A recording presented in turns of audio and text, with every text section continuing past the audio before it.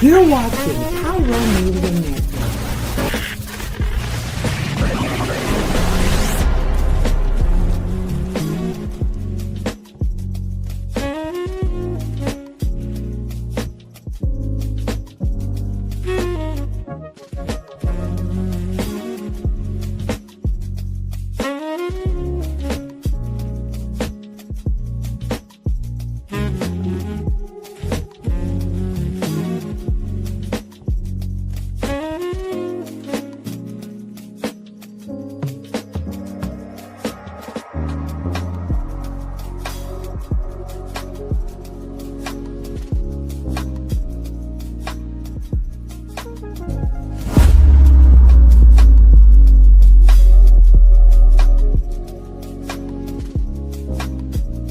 Thank you for tuning in. If this is your first time joining us, welcome. We hope your experience is fruitful. Please feel free to visit our website to find out how you can join our growing family. While we are loading your experience, please do us a quick favor and hit that like button from whichever platform you're watching or listening on. Also, share so others may enjoy as well. And we hope you would consider hitting that subscribe or follow button so you can check out more of our amazing content. All right, let's start the show.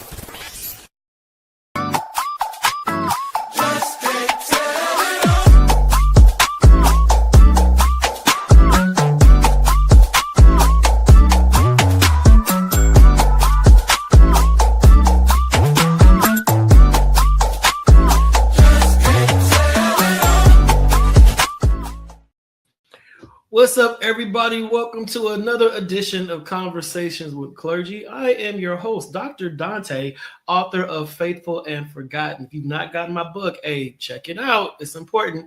So today we're going to have a phenomenal conversation with my brother friend, J. Christopher Johnson, about what is going on. We all know that America right now is a complete train wreck. Politically, there is just foolishness going on left and right. And a lot of people are sitting back wondering, well, what's going on to change it? Who's out there really advocating? We don't really have any people out there that we can recognize and are familiar with who are really putting in the work. And to be quite honest, that is the furthest from the truth. There are a lot of advocates out there just fighting the system. They're trying to do what they can. But of course, we are battling an administration that is powerful, hate to say it, but has a presence that they can really take over a lot of the, let's just say they can put their influence out there in ways that we shouldn't be expecting. But there are people behind the scenes that are doing a lot of work to just push back these negative agendas and to make us more aware of the power of not only our voice, but the power of our vote. And today is no different. So if this is your first time checking out Conversations with Clergy, I'm glad to have you here. I have been doing this show for quite some time under the umbrella of the HIV Vaccine Trials Network. They were the entity that was responsible for Conversations with Clergy. They are a privately funded think tank that really focuses on vaccine technology, vaccine research, HIV research, and I'm putting things out there for you to kind of see where I'm going here.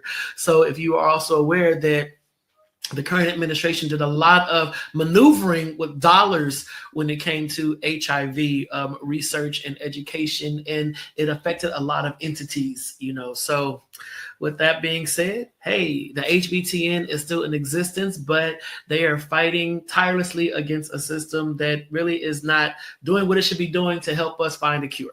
I'll leave that right there. All right.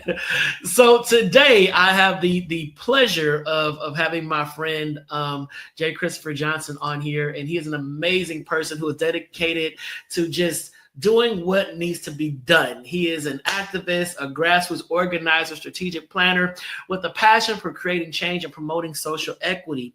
He is a graduate of Dillard University and currently pursuing a Master's of Social Work at the Dr. Millie M. Charles School of Social Work, housed on the campus of Southern University in where? New Orleans, baby, New Orleans.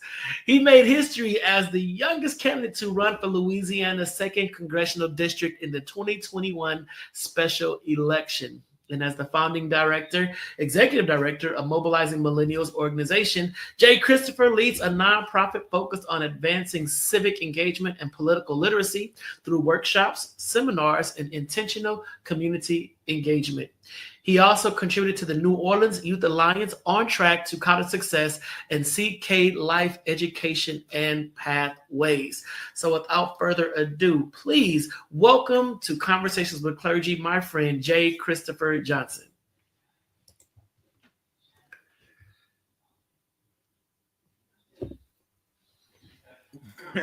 Whoa. What's going on, bro?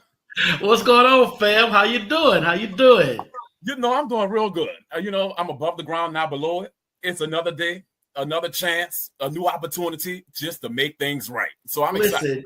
You can tell people that preach. They come on with the catchphrases. They come on with the whole pulpit introduction. They come on ready to always give a sermon, and you are no different, down there in New Orleans. So, Yeah. Bible say, be you ready always. It's George J. Christopher Johnson.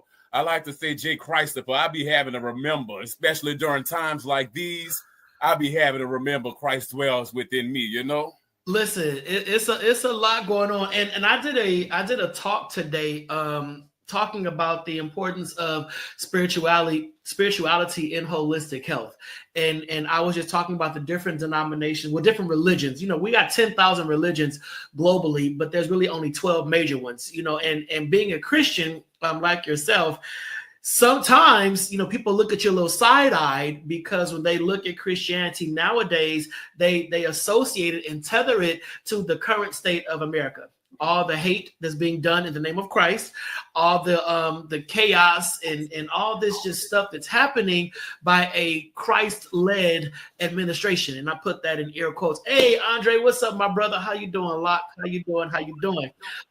When you think about nowadays being a Christian, we kind of have to look around us, because a lot of folks ain't really feeling Christians right now because of how they're seeing Christians act and treat other people like they're humans. And I love talking to brothers like you and my brother Andre that can just debunk that and show that there are good Christians out there focused on humanity, focused on humankind, and focused on bettering the lives of all people, not just the ones that look like them.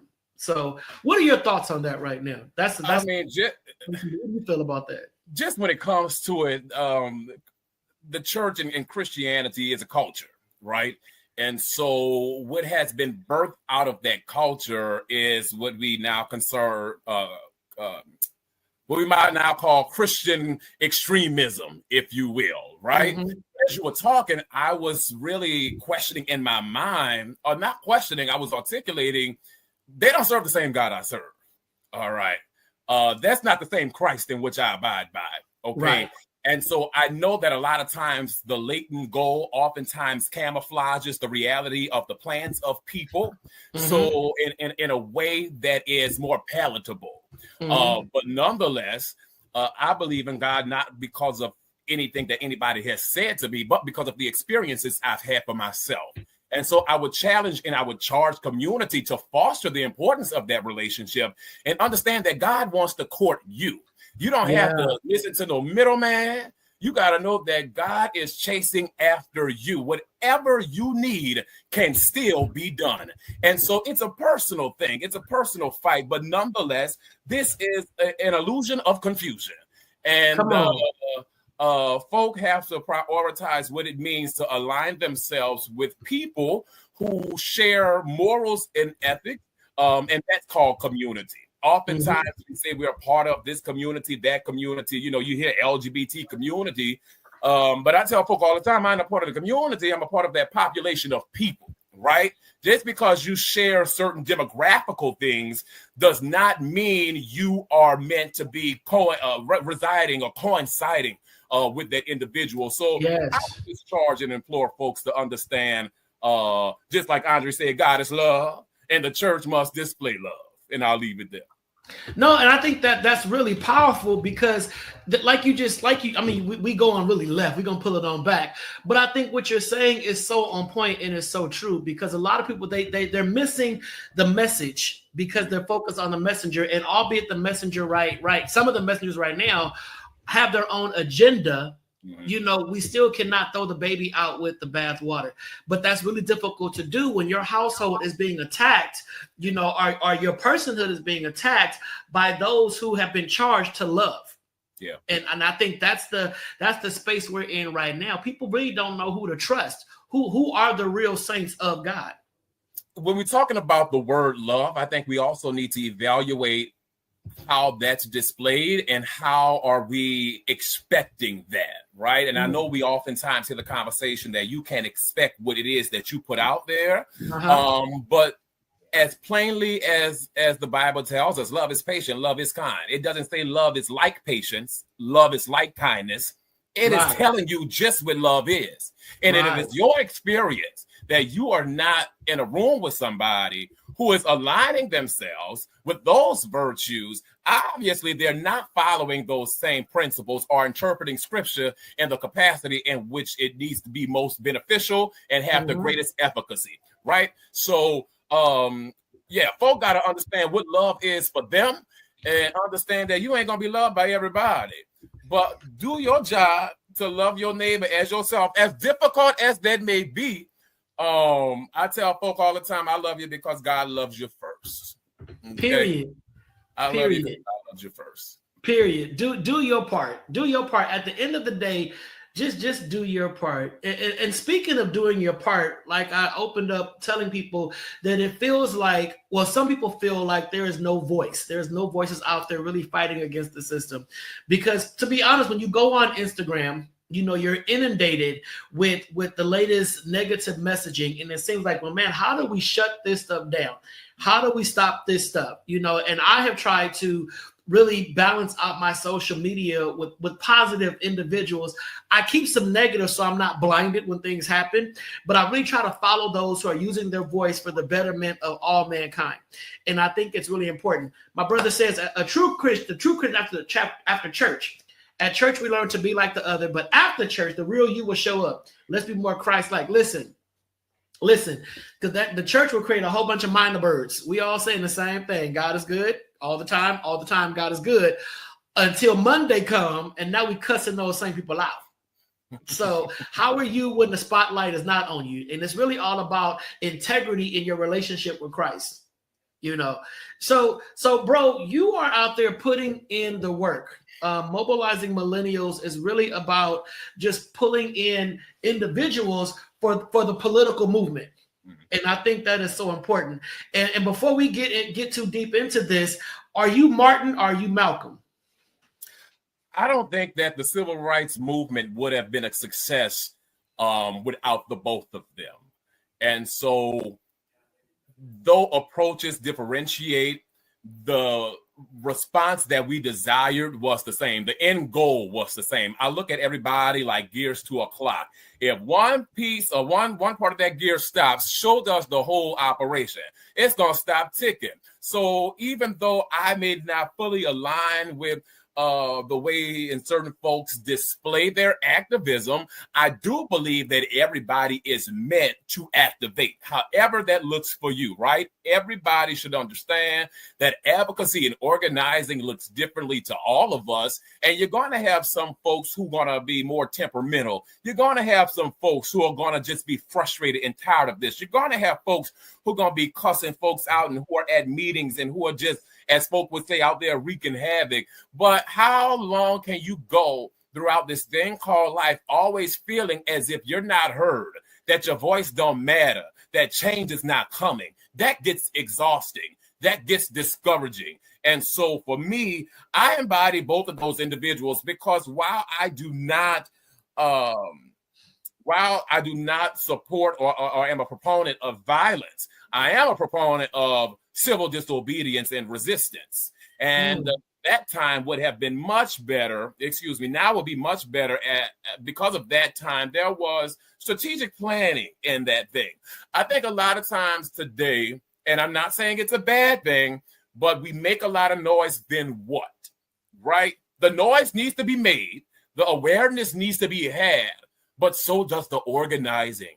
And so when I think about the civil rights movement, I'm thinking about folks organizing in churches. I'm thinking about folks organizing in their homes because they knew that I can't just do this for today, but I need to create a sustainable movement in which the legacies they're coming after me is going to be able to feel and reap the benefits of my fight. So a long answer that a little long, but both of them.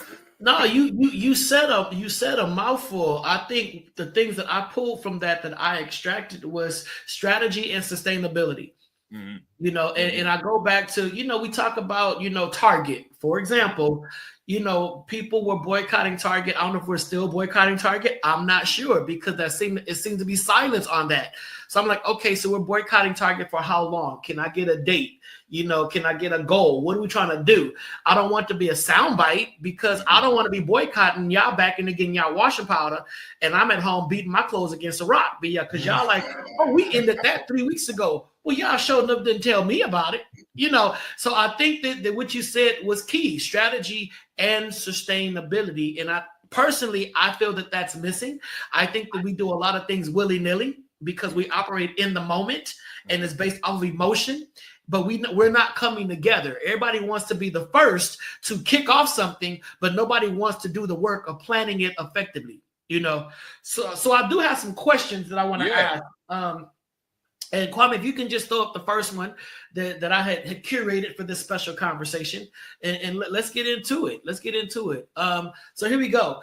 Do they really hear us? And this goes to, you do a lot of activism and advocacy within state capitals, with legislature, with elected officials.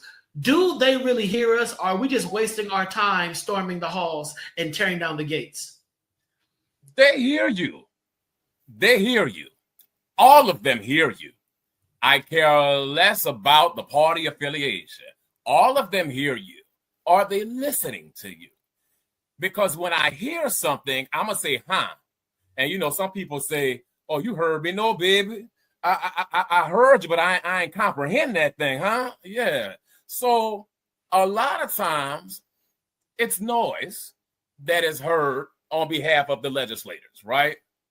So they hear you. We would not be embarking on so much disenfranchisement if they did not hear you. We wouldn't have so many attempts to suppress voters if they didn't hear you. We wouldn't have these funding cuts to the health system of $880 billion for them not listening to you.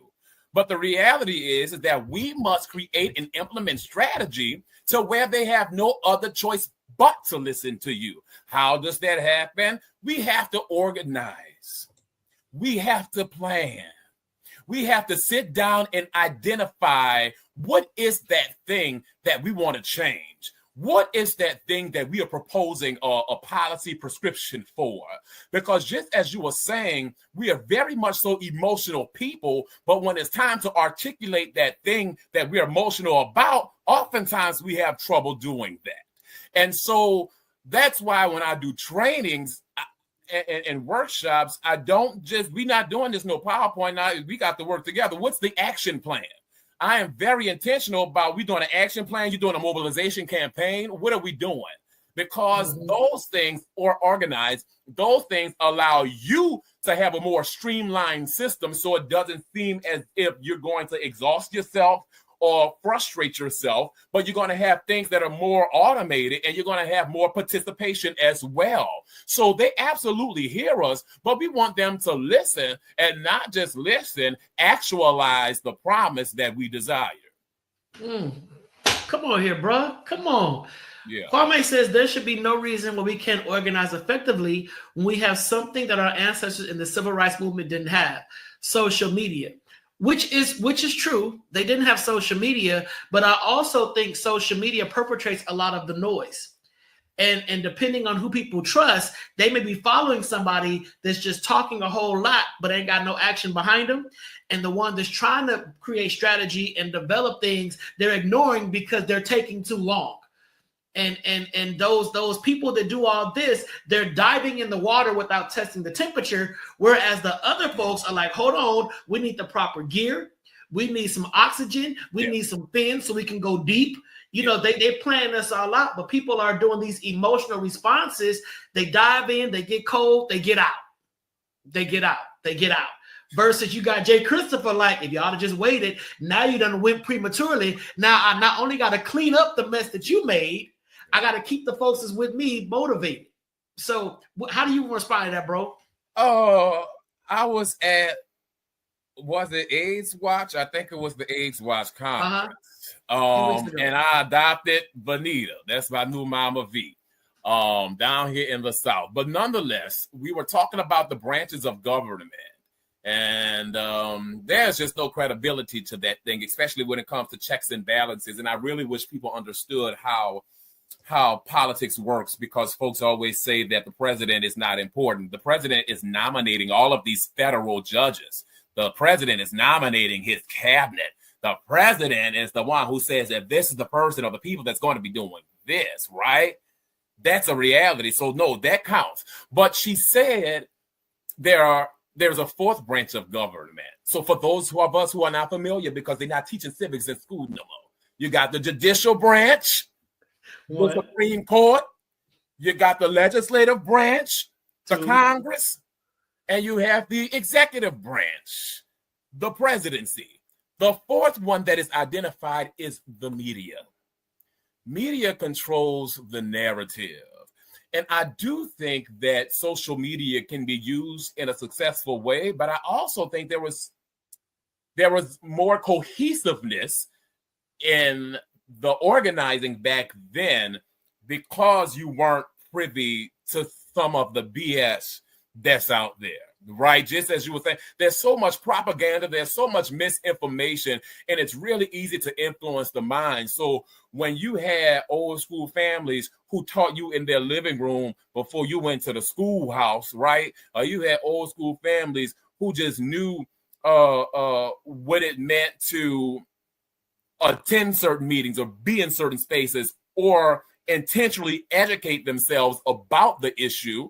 They understood that. And so we did not.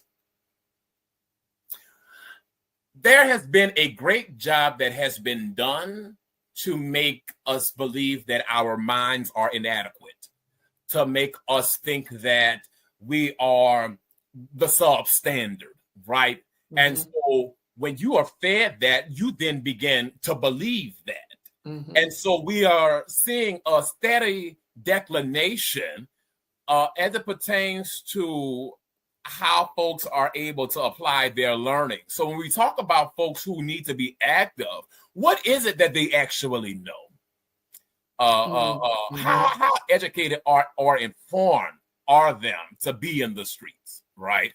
And then we have a lot of our older folk who are looking for the younger folk, but they don't want to train up a child in the way that they should go. So there's just a ball of intentional confusion that happens with the media. Going back to that social media comment, I do think that it can be successful, but it's going to take some intentional strategy. Just like we were talking earlier about the algorithm, we have to be intentional about maintaining the algorithm on things that we want to see and making sure that we are empowered as well. Don't get discouraged. Don't get frustrated. Put that thing into action and keep on ticking. Yeah. And you meant that thing right there. Oh, did. And did. Mm-hmm. Mm-hmm. I love it. Kwame, do we got time for one more question, or is it time for commercial? Let me know. Or we can do a question. Oh, here we go. Let's do another question. We're gonna go to a commercial. Does calling and emailing their offices really work? And I'm asking this question because, listen, it'd be a lot of stuff going on, and then I'll get flooded with call the office, leave a voicemail, email the office, call the office. And technically with everything that is happening that we're being inundated with, I'll be on the phone for at least 2-3 hours calling all these offices. And you said they hear us, but are they listening? Are they checking their emails and voicemails? Does this stuff get to them? Or is there some secretary or something that's blocking all this stuff, just hitting delete, and clean the email out and say, no, you got nothing today? Like, is this effective? Yes. What usually happens is, let's say you called in. what usually happens is you say you want to yay it or nay it, right? I support this, I don't support that. Usually the receptionist or whoever is supposed to tally that.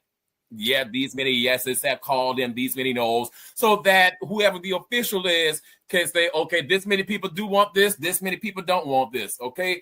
But do they actually take that into account, right? That's another thing, right? So are they paying attention to your emails? I'm pretty sure that's being filtered first. Are they paying attention to your phone calls? Yeah, the things ring on the hook. So yeah, I mean, it works. It sounds alarms. But we got to be more strategic about that as well. Got it. Love it. All right, y'all, listen. You're watching Conversations with Clergy. This is the first half. My special guest, J. Christopher Johnson, founding of Mobilizing Millennials. And I tell you, he is out there doing the work. If you are just now tuning in, don't go nowhere. We'll be back in about 2 minutes. Stay tuned.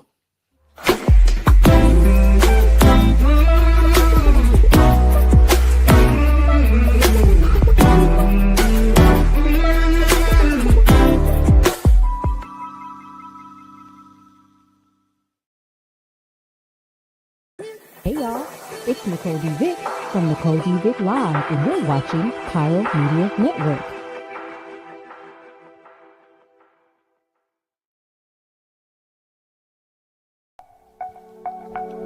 Are you ready for enlightening conversations that transcend boundaries? Get ready for Conversations with Clergy, brought to you by the HIV Vaccine Trials Network. In partnership with the world's largest publicly funded international collaboration, the HVTN is dedicated to evaluating vaccines to prevent HIV and COVID-19. But their impact doesn't stop there. The HVTN is at the forefront of advancing vaccinology, social and behavioral sciences, statistics, immunology, and even contributing to the research on tuberculosis and COVID-19 vaccines. By supporting Conversations with Clergy, the HVTN not only brings you thought-provoking discussions, but also contributes to the global effort to combat infectious diseases. Tune in, stay informed, and be a part of the change. Conversations with Clergy, supported by the HVTN, empowering conversations, empowering lives. Join us in this journey of knowledge, understanding, and progress. Conversations with Clergy, proudly brought to you by the HIV Vaccine Trials Network, because together we can make a difference.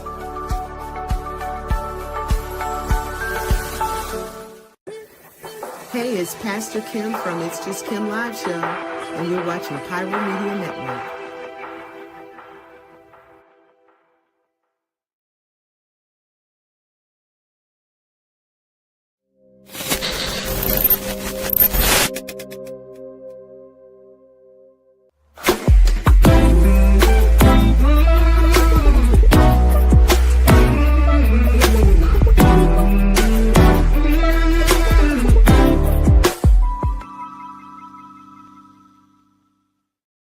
What's up, everybody? Welcome back to the second half of Conversations with Clergy. We really only scratched the surface with this phenomenal conversation about the power of mobilization, the importance of really reaching out to state legislature and all that kind of stuff. And I have a lot of questions, but I can't cover them all because we are short on time. So I'm going to just wing it and see what I may remember and what's really I think is important. So I'm going to try to keep it short.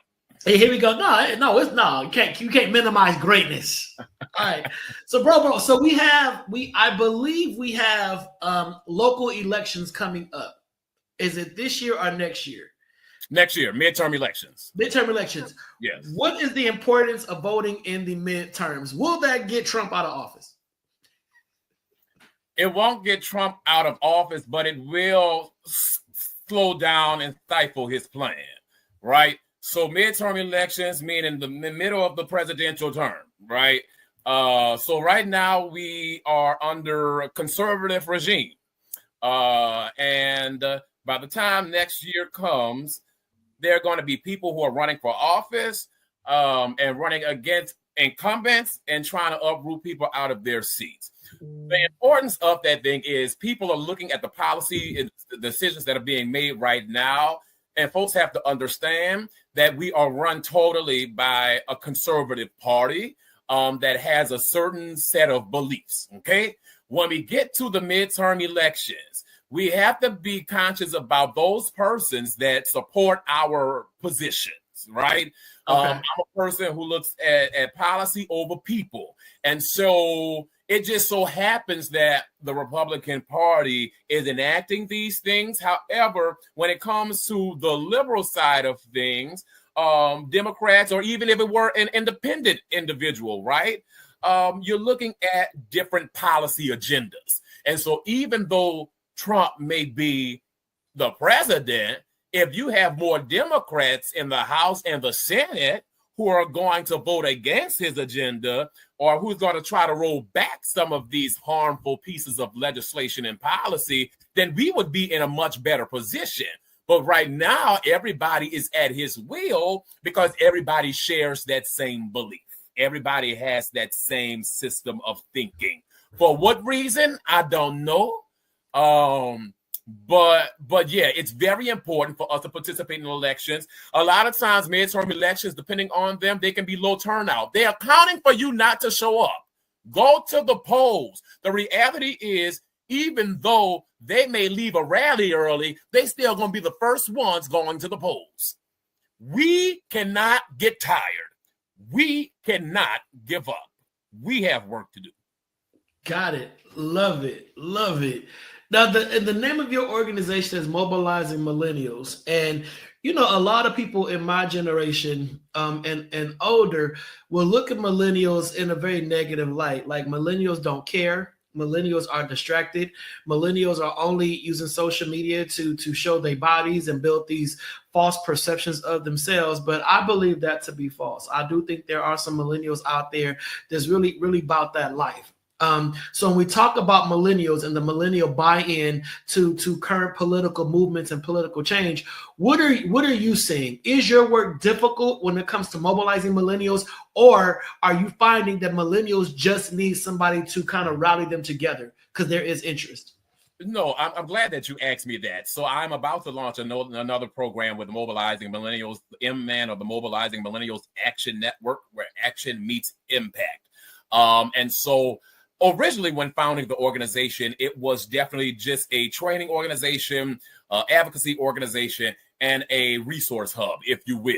Now, as time is continuing, folks are wanting to be much more involved, and I have been confronted with people who want to be involved with Mobilizing Millennials directly, whether they are sending me their resume and TikTok, seeing a video, or DMing on Facebook. They are eager to be involved, but I've heard they don't know where to start.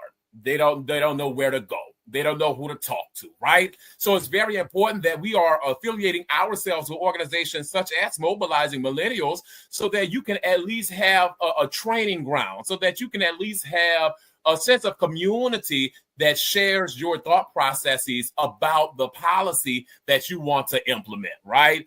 And so I do know, and folks got to also understand, millennials started in 1981. The old millennials 44. It's not children.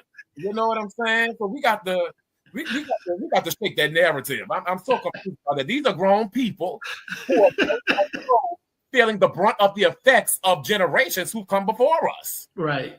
Right. And I don't care how folks, I do care.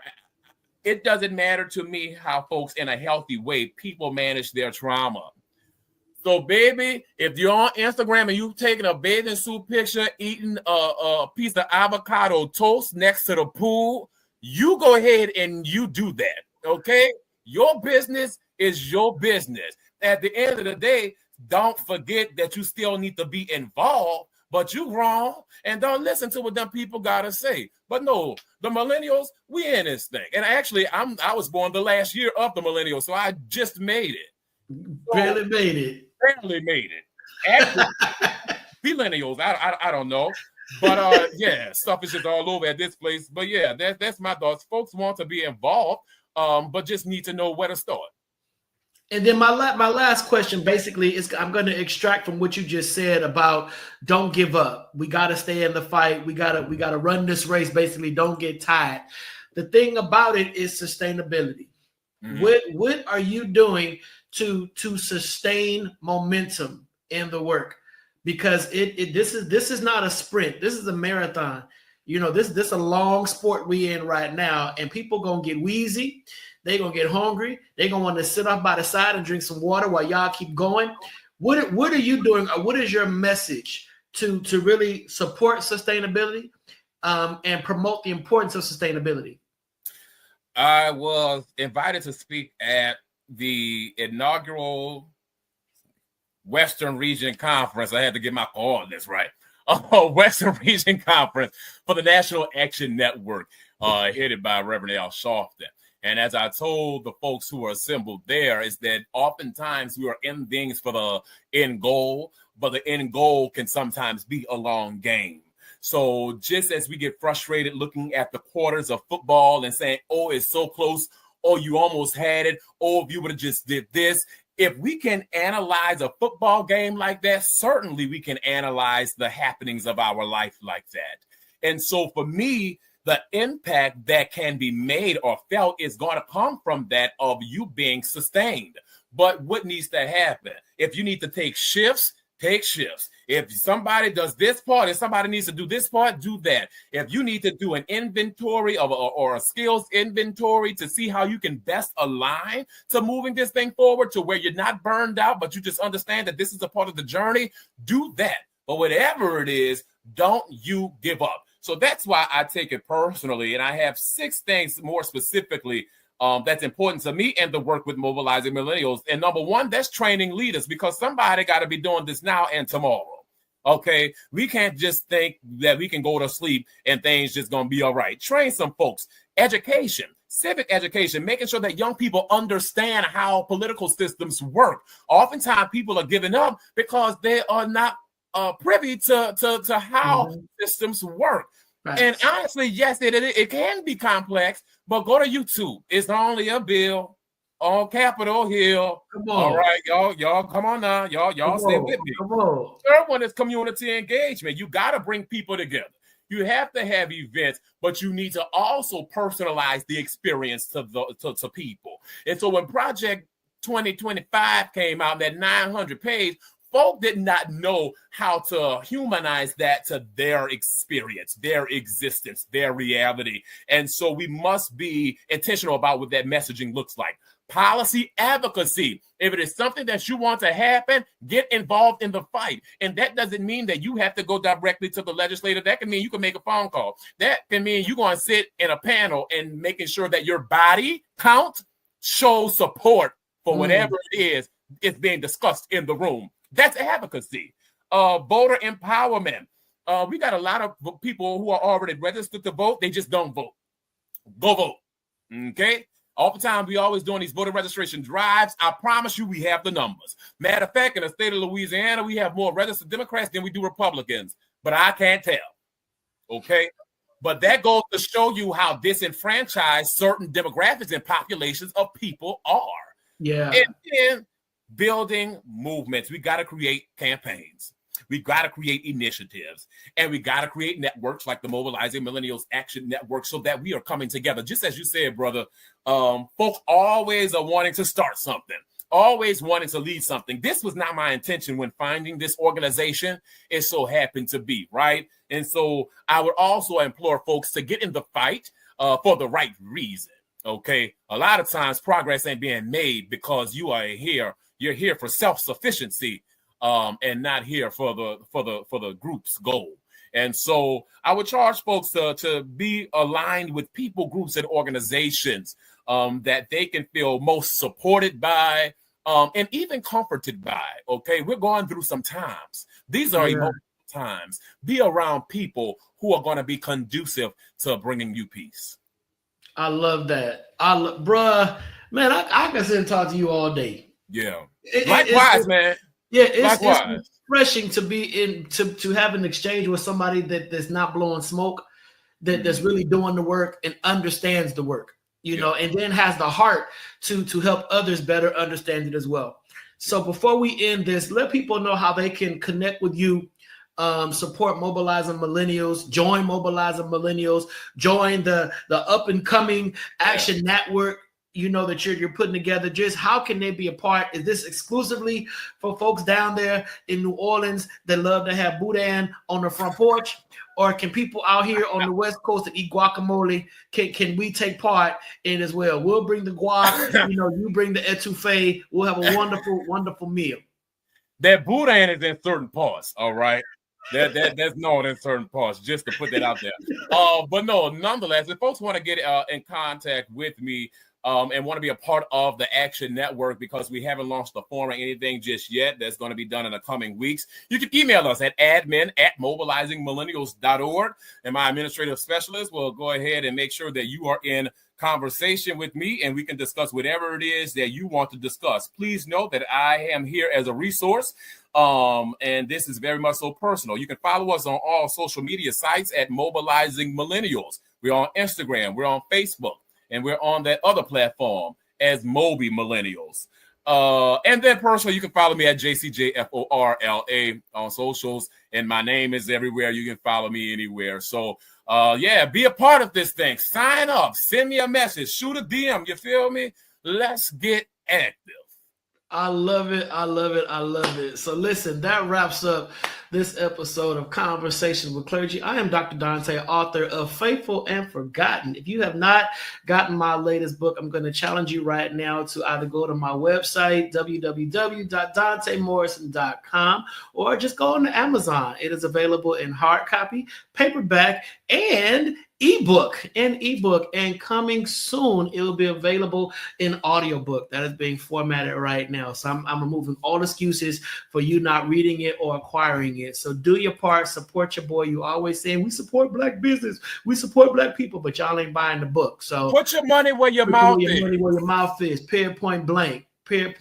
So support me, support my brother Jay Christopher, and then support Pyro Media Network for putting together amazing content that features just Black entrepreneurs doing our thing to get our message out there. All right. So until next time, everybody stay blessed, relax, breathe, and remember, do your part. Do your part. Stay in the fight. Don't give up. And that's how we establish sustainability. All right. Till next time, take care. We're out.